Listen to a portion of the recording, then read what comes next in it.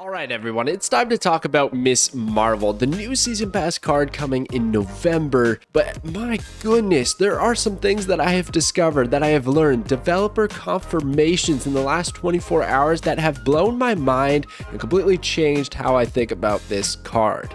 So let's talk about her. Miss Marvel, a 4/5, ongoing adjacent locations where your cards have unique costs, have +5 power. Yes, that is the upside of net 15 power if you can pull it off, if you can meet these conditions. A very good card, possibly one of the best 6-drops in the game, is Dr. Doom, who has a net upside of 15 power. Yes, there's on-reveal synergies with Dr. Doom and other shenanigans, but with Miss Marvel, there's ongoing shenanigans and synergies, so, I mean, the upside is definitely there as a 4-drop. It's kind of insane, the power output, but as you know, you can read in this text line, and we're going to get into it in a bit here, it's not going to be easy. There are a lot of challenges.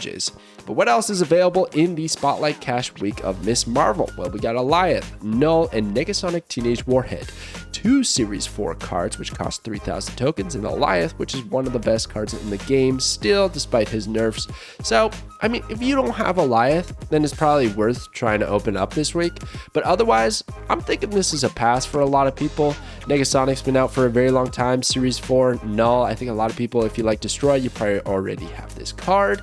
So, I don't think it's the most worthwhile Spotlight Cash week. It's also going to be the last Spotlight Cash week that does not have a brand new card in it. Moving forward in December and on, there's always going to be a new card released every week, even if it's the first week of the month, which has traditionally only had the Season Pass card.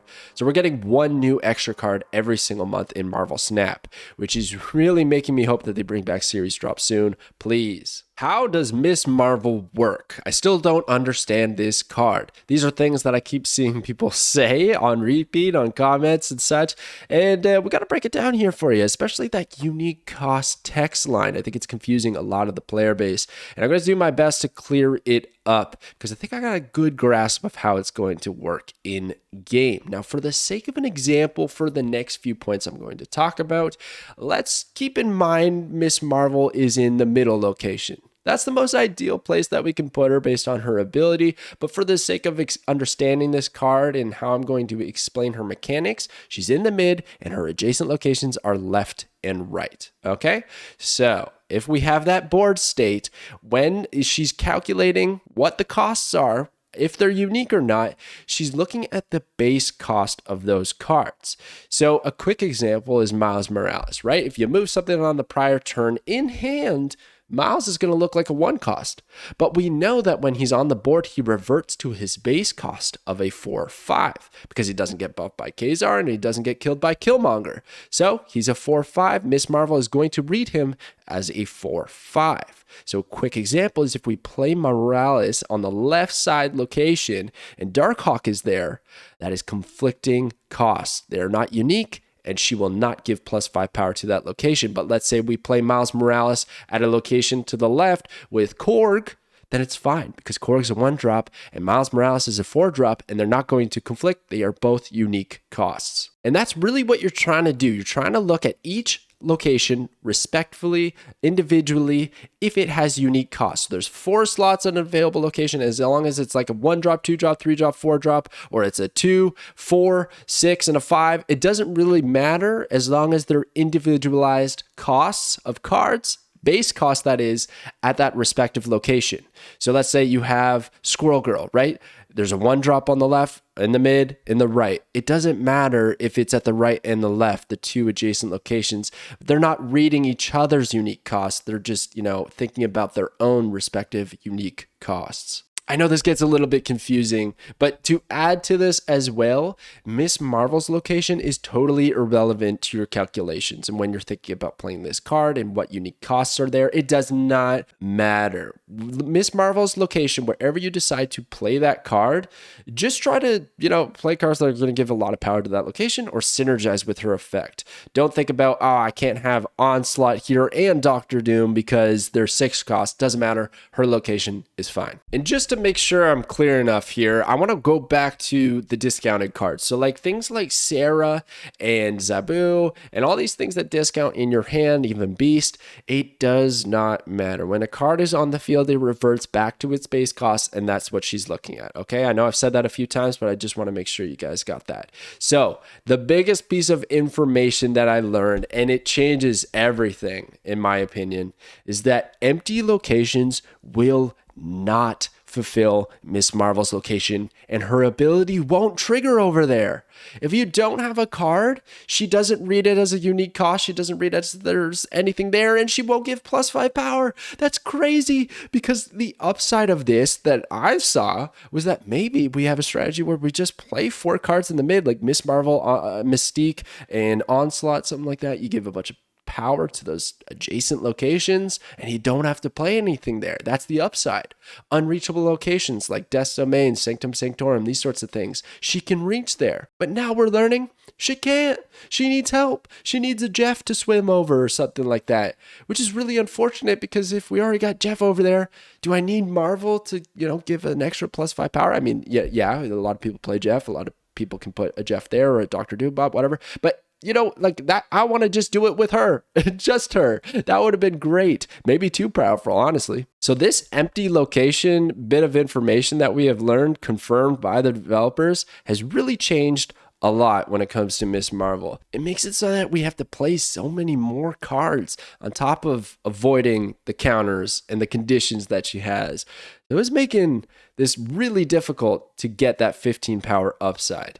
Now, she doesn't always have to give out that 15 power. That's like the highest upside. If she just gives out 5, then she's a 410. And then you're looking at like an Atuma range or Typhoid Mary, those cards that typically have downsides because they have really good stats. So that is definitely really great. I think that's going to be a lot more viable, maybe the better way to actually play this card, but it's definitely not the most exciting way to play this card. But maybe if we end up stacking it with like a Claw and then an Onslaught, that could be a lot of power to a location where we don't have to play a whole lot of cards, but we still need something there with a unique cost, which makes it really difficult to get excited about Miss Marvel. Okay, let's talk about some of the pros and the cons. I hope that clears up her mechanics. If you have any questions, let me know in the comments below. I know she's quite confusing, and I'd be happy to help and reply back and give an example of what it would look like in the game. Okay, so some pros and cons. Very high upside. We talked about it, the 15 power. It's insane. That's so good. If we can get there, it's amazing. If we go to 10 power, that's fine. And if we're stuck at 5, that's where it's going to feel not so great playing Miss Marvel. Strong synergies, Mystique, Onslaught, Zabu. There's a lot that goes into this. There's also Storm. There's also Namor and Orca. These cards that do stand alone, they don't want anything else paired with them. So Miss Marvel can just give the +5 and it's going to be great. Your Orca goes from 16 to 21 power at that location. That's game winning. Your Namor, a 4-cost card, goes from 10 or 11, I think he is nowadays. And then he gets another fight, goes to 16. That's Orca range, but he costs 4. So like, there's some pretty sweet synergies. Storm's hitting a location and then you still get the plus power is great as well. Maybe even that Storm Legion combo comes back if we got Miss Marvel on the board somehow. I don't know. There's a lot of potential and a lot of synergies, but there's equally a lot of counters, a lot of disruption, and that's what I'm worried about. I'm going to get into the many counters that this card has in a moment, but there's other things as well, like location variants. Again, we really want a player in the mid most times, right? A 410 again is a nice failsafe. It's a nice backup plan, but in most case scenarios, we want to get her in the middle so she can get +5 to each. So locations just might not let us do that. And then if there is Sanctum Sanctorum or one of those unplayable locations, if we can't get a card there, it doesn't really matter where we play her. It's going to be really clunky to get that power output. And then, of course, a weak base stat line. If we end up not being able to fulfill her conditions and we only get the base 5 power out of the 4 cost, unless we cheat it out with Zabu, it's going to feel pretty bad. It's not going to be very great. And then the last thing I want to talk about is phantom power. So this is kind of just a term I'm coming up with in Snap for cards that can be played at a different location and provide power to another. right? So they're not actually present at the location they're giving power to. Cards like Mr. Fantastic giving to his adjacent locations, Claw giving power to the right location. Now we have Miss Marvel. She's effectively doing that. And that is really, really strong. You avoid counters like Goliath, right? Or just anything that's hoping to snipe you, depending on where you play cards. And then you avoid it, but still get the power over there, which is really nice. Tokens kind of do that as well, like White Tiger and Dr. Doom. But the thing with Miss Marvel is that you still need a card to be there, which makes it so difficult. I know I keep going back to that point, but it's really changed my mind. I think that's such a hindrance to the viability of this card. But let's talk about some counters if you don't plan to pick up this card, or things to look out for if you do. All right, so I traditionally just put 6 counters here to give some quick examples, but sometimes there are placeholders for a wider range of counters, and that's what I've really done here. Enchantress, you could also look at Rogue and these sorts of things, but I'm putting Enchantress and Echo there because I think Echo might be the best counter against Miss Marvel.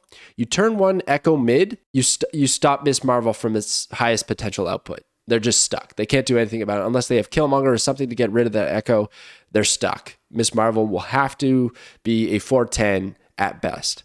And then you got other things like Enchantress Rogue that can just completely turn her off, and that's a lot of power that you could suddenly lose. But then there's Green Goblin, Debris, throwing things over, which would essentially ruin your unique costs at those given locations. If you have a 3-drop somewhere and then Green Goblin gets shot over, well, they're conflicting costs now. It's your card now. It's not going to work. 5 power shut off plus a -3 on your side is brutal. That's an 8 power swing.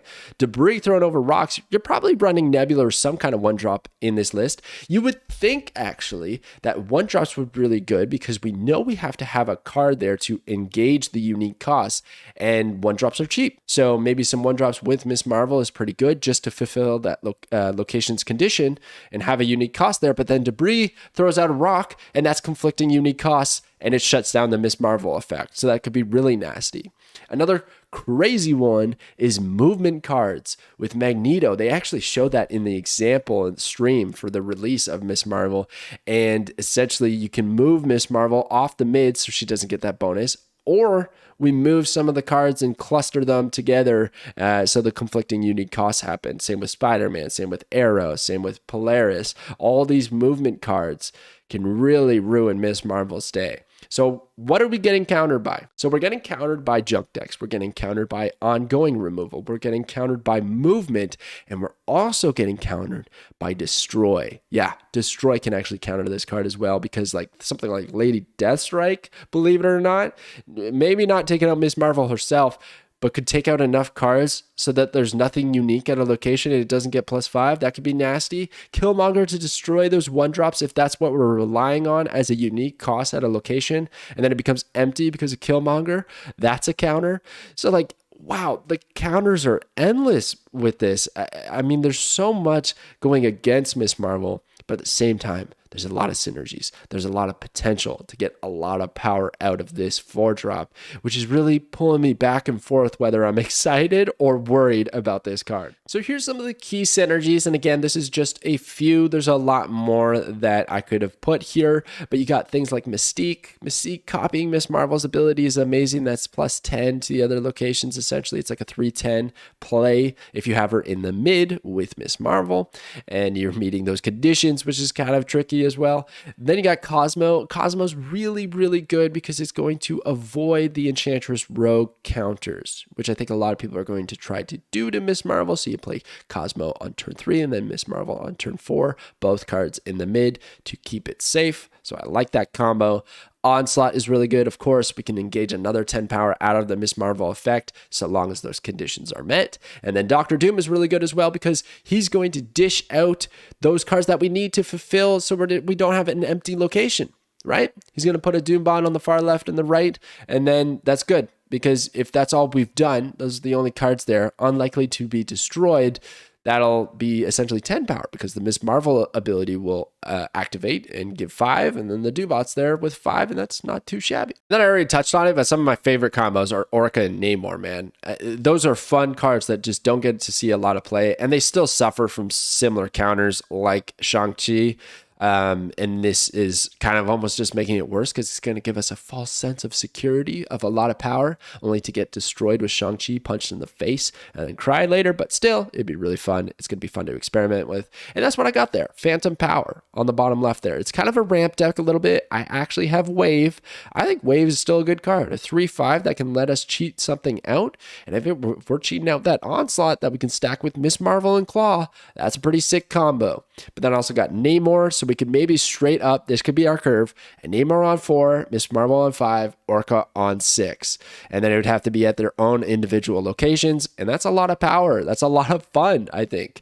America Chavez is in the deck just to give us that consistency of getting those other cards earlier. Mr. Fantastic is good with Onslaught, and we're just really looking to play cards and give power elsewhere to buff up those locations where Namor and Orca are. Mystique to copy either Fantastic, Marvel, or Claw, that sort of thing. Electro might be annoying because we can only play one card at a time, but there is a heavier curve to this deck, so it shouldn't be too much of a problem. And Nebula can just be chilling out there to get us a lot of power, reap the rewards there. So I think that's going to be a lot of fun. I don't know if it's going to be any good, though. Then we could talk about Miss Control. This is looking kind of like a Dark Hawk build, but also with some of those key pieces like Alioth, Daredevil, Professor X combo, really just looking to lock up a lane, which is really good with Miss Marvel because she's giving that +5 to a Storm location or Professor X. Maybe we save her for the final turn, right? If we got the unique cost, our opponent might not see it coming. All of a sudden, that could be 15 power if played in the mid, and to giving that power to that Storm location, to a Professor X locked in location, could really swing the game. So I like that a lot. And then, of course, Alioth is just a good backup plan if we lock in a location with Professor X or Hobgoblin. We've confirmed we've won that one, that we just need priority, and we finish them off with Alioth. And then the last deck I have here is just for fun. It's more thematic than anything, but I wanted to put everyone Marvel into a single deck. And the ongoing Spectrum list actually kind of makes that work. It's actually really good with Miss Marvel, right? Spectrum's going to give Miss Marvel +2 power, and if we have other ongoing cards like Mr. Fantastic, Mystique actually when she copies one of the ongoing abilities, Lizard, Zabu, Ant-Man, Goose, Wong, we can get a lot of power out with the Spectrum buff. So I thought it would be pretty fun to put them all together. Now, I'm going to tell you right now, if I was to be more competitive with this list, I would take out Captain Marvel. She has no purpose here other than having Marvel in her name, so I wanted to put her in. She with the Marvel gang. You know what I'm saying? And then we got Blue Marvel as well. He could probably be cut for something else. Something like Iron Man could definitely go in here, or really anything ongoing that would benefit from Spectrum. And then we got Dr. Doom as an alternative if we don't draw Spectrum. I like that a lot with the Wong combo, right? You can have Wong out there, and if we draw Spectrum or Dr. Doom, we're probably going to have a good time and get a lot of power out. But that's mostly a thematic deck with a little bit of competitive upside, I think. All right, so that's what I got for Miss Marvel, but is this season pass card a snap or a pass? My goodness, I think I'm going to say pass. And there's a big asterisk here, one with a winking face and a big thumbs up, because, you know, it's season pass. It's the most economically sound purchase you can make in Marvel Snap. This game is expensive, but when you buy the season pass, you get so much return, in-game currencies, cosmetics, a brand new card, that it's one of the better purchases you can make if you choose to spend money on this game. So despite the card maybe not being good, but actually could be good in the right deck, then yeah, I would pick up the season pass. But if you're somebody that does not spend money or is very frugal with your purchases of Marvel Snap, and you do pass occasionally on season passes, then this is probably not for you, to be honest. I don't think Miss Marvel is going to be at the top of the meta. She's too easily countered. She might have her own list, kind of like how Living Tribunal has like one or two decks that can do really well, but it's a bit gimmicky and it can get countered by quite a few things. I think Miss Marvel suffers from that as well, despite the crazy upside that is present of getting to 15 power. She does look like a lot of fun. I'm excited to pick her up myself and try out the card because I always get the season passes. I just think they're worth it. But again, if you're someone who's on edge about spending money in this game, about buying every single season pass, this might be the most passable one we've seen in recent months. Loki and Elsa were pretty much must buys. And then Miss Marvel in November, not feeling it too much. Maybe save for December, which looks a lot more exciting. So there you go. That's the Snapper Pass video for Miss Marvel. I'm excited to try her out, but let me know how you feel about this card in the comments below. Thank you so much for watching as always, and I will catch you guys next time.